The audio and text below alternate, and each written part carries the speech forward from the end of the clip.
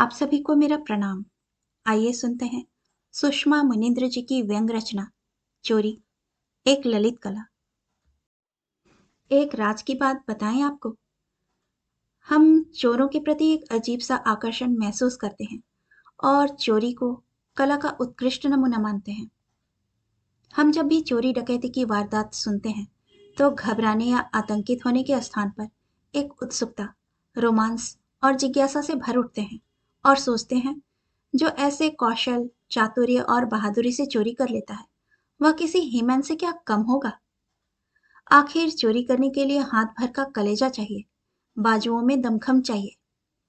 यदि सूक्ष्मता से देखें तो हमें ज्ञात होता है, चोरी एक ललित कला है और यह फलता फूलता व्यवसाय, श्रमजीवी व्यवसाय है। हर इंसान कभी न कभी चोरी करता ही है और चोरी चाहे छोटी हो या बड़ी, वह चोरी ही कहलाती है। नजरें चुराना, काम से जी चुराना, पढ़ाई से जी चुराना, मेहनत से जी चुराना आदि कुछ ऐसी चोरियां हैं जिन्हें हर इंसान करना पसंद करता है। इसके अलावा रंग भरे मौसम में रंग चुराया जाता है। यह चोरी का एक बेहतरीन नमूना है। क्रिकेट खिलाड़ी क्रिकेट के मैदान में रन चुराते रंगे हाथ पकड़े जा सकते हैं। प्रेमी युगल एक दूसरे का दिल चुराते हैं। कुछ लोग तो दर्जनों दिल चुराने की क्षमता वाले होते हैं। पत्नियां पति की जेब से पैसे चुराती हैं। छोटे बच्चे घर में खाने पीने की वस्तुएं चुराते हैं। कहीं पर टैक्स की चोरी की जाती है तो कहीं पर नाप तौल की। कोई किसी की रचना चुरा लेता है तो कोई किसी की फिल्म की कहानी। इस चोरी में तो देशी विदेशी का भी ख्याल नहीं रखा जाता। दूसरों की रातों की नींद चुरा लेना, दिल का चैन चुरा लेना चोरी की एक वैरायटी है। भगवान द्वारा माखन और गोपियों के वस्त्र चुराना चोरी के क्षेत्र में आता है। जब भगवान भी माखन चोर, वस्त्र चोर, चित चोर थे तो इंसान ही है। हाँ, कुछ हम जैसे अकर्मण्य भी होते हैं जो चोरी के क्षेत्र में अपना कोई योगदान नहीं दे पाते और अपने जीवन से बड़े क्षुब्ध और असंतुष्ट रहते हैं। बचपन में हम स्कूल के सहपाठियों की रबर या पेंसिल को ललचाई दृष्टि से देखते थे, पर चुरा नहीं सके, क्योंकि चोरी हेतु जिस शौर्य और वीरता की आवश्यकता होती है वह हमारे कलेजे में नहीं थी। यही हाल घर में था।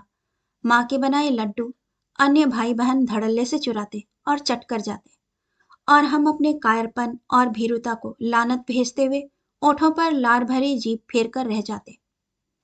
कितनी मुराद थी चोरी करने की। किसी चीज का अभाव न रहता और ढेरों पदवियां मिलती सो अलग। पहले हमें चोर की पदवी मिलती, फिर डकैत की। थोड़ी बहुत प्रसिद्धि पाने के बाद हम दस्यु सुंदरी के नाम से जाने जाते। कितना मोहक और आकर्षक है यह दस्यु सुंदरी शब्द। बहुत संभव है हमारा नाम गिनीज बुक में शामिल हो जाता। खैर, सपना तो सपना बनकर ही रह गया। चोर बनने का मौका तो हमें ना मिला, पर पत्नी बनने का मिल गया। यहाँ पर भी हाथ की सफाई दिखाने का साहस हमसे नहीं हुआ। जब कभी पति की जेब साफ करने का नेक विचार हमारे मस्तिष्क में उपजता है, हमें पसीना छूटने लगता है। अपने भोंदूपन पर गहरा दुख होता है, पर दुख करने से शरीर में साहस का संचार तो नहीं होता ना। यदि हम पति की जेब से पैसे चुराने का कौशल दिखाते तो आज निखाली सोने का सतलड़ा हार हमारे गले की शोभा बढ़ा रहा होता, जैसा कि हमारी पड़ोसन के साथ हुआ है। वह 10 वर्ष से पति की जेब से पैसे चुराती रही और अपने पराक्रम से किए गए धन संग्रह से उसने सोने का हार बनवाया और अपने गले में मढ़वा लिया। यदि हम चोरी की कला में निपुण होते तो पढ़ाई समाप्त कर किसी खाते पीते परिवार के स्वस्थ सजीले कमाऊ पूत का दिल चुराने निकल पड़ते। 2 एक वर्ष में सफलता मिल ही जाती। पिताजी का दहेज बचता और हमें मनपसंद पति मिलता। पर हम तो चोरी के मामले में प्रारंभ से ही चिकने घड़े साबित हो रहे हैं, तो दिल चुराने का साहस कहाँ से जुटाते। वस्तुतः चोर और चोरी शोध का विषय है। इस क्षेत्र में काफी खोजबीन की आवश्यकता है।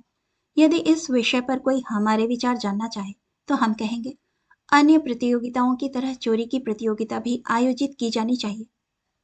विजेता चोरों को अवार्ड देने चाहिए।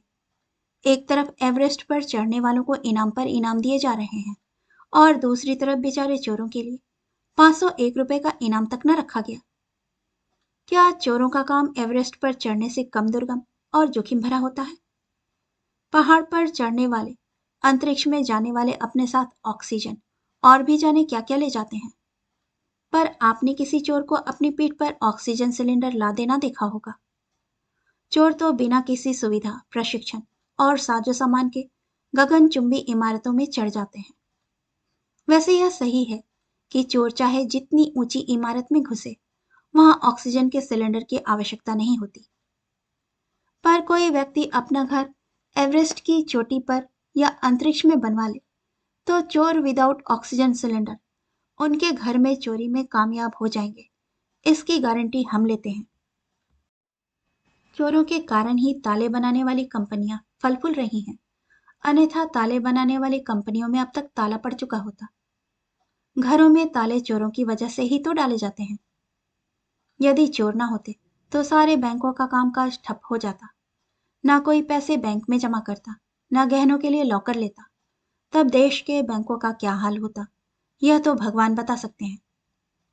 यदि चोरों ने चोरी के व्यवसाय को ना अपनाया होता, तो बेरोजगारों की संख्या में इजाफा अलग हुआ होता।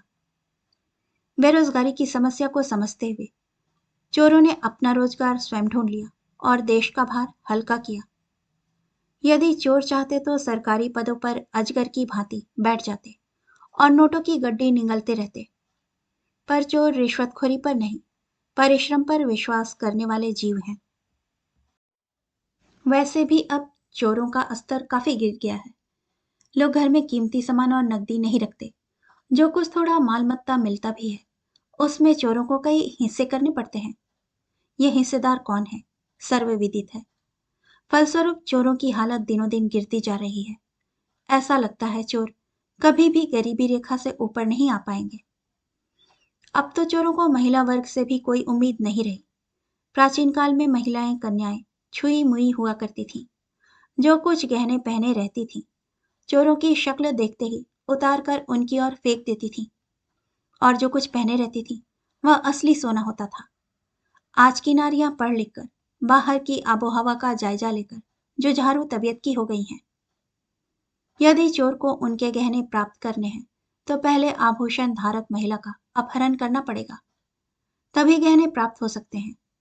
इतने पर भी यदि चमचम करते गहने आर्टिफिशियल निकल गए, तब तो चोरों का कलेजा दुख से चित्कार कर उठता होगा। फिर भी इन चोरों की हिम्मत और धैर्य तो देखिए। अपनी इन समस्याओं को लेकर ना कभी मंत्री के दरवाजे पर धरना देते हैं, ना भूख हड़ताल करते हैं और ना शहर ही बंद करवाते हैं। इन सब बिंदुओं को मद्देनजर रखते हुए हम इस निष्कर्ष पर पहुंचे हैं कि चोरों को बुरी नजर से नहीं देखना चाहिए। उनके प्रति उदार दृष्टिकोण अपनाना चाहिए। हम तो चोरों की मदद करना चाहते हैं, पर वे हमारे घर आते ही नहीं। सोचते होंगे कागज कलम के अलावा और क्या मिलेगा, कौन अपना वक्त बर्बाद करे। घर में चोरी होना माली हालत का परिचायक है, पर चोर हमें धनी लोगों की श्रेणी में आने का मौका ही नहीं दे रहे हैं। अरे, एक बार चोर आए तो फिर चाहे खेत सहित लौट आई रचनाओं का पुलिंदा ही ले जाएं। हम पड़ोसियों को चोरी गए सामान की वह फेहरिस्त गढ़कर बताएंगे कि उनकी आंखें फटी रह जाएंगी। अभी पिछले वर्ष हमारे पड़ोस में चोर घुसे थे, तब हम आशावान हो उठे थे कि अगला नंबर हमारा है। पर वर्ष गुजर गया, चोरों की राह तकते ना ताला टूटा, ना दीवार में कोई सेंध हुई, ना छत की पटिया ही उखाड़ी गई। कहानी सुनने के लिए आपका धन्यवाद। श्रोतागण, आपसे विनम्र अनुरोध है कि कृपया कहानी पसंद आए तो इसे लाइक और सब्सक्राइब जरूर कीजिएगा। धन्यवाद।